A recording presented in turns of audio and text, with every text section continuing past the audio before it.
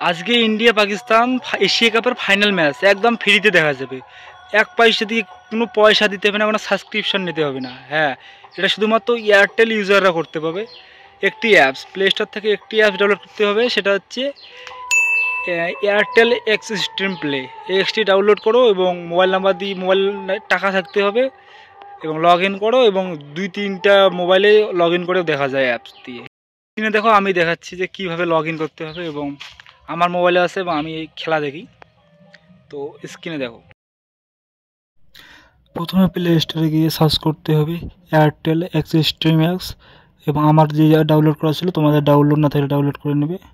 তারপর আমার ডাউনলোড করা আছে বলে ডাইরেক্ট ওপেন হয়ে যায়, এবং তোমাদের ডাউনলোড করলে ওখানে মোবাইল নাম্বার চাইবে এবং ওটিপি ভেরিফিকেশন হলেই তোমাদের এরকম একটা পেজ খুলবে। তারপরে তোমরা ওকে করবা, দেখতে পাবে খেলা। ভিডিওটা যদি ভালো লাগে অবশ্যই সাবস্ক্রাইব করবে, অনেক কষ্ট করে ভিডিও বানানো হয়, তো সাবস্ক্রাইব করো।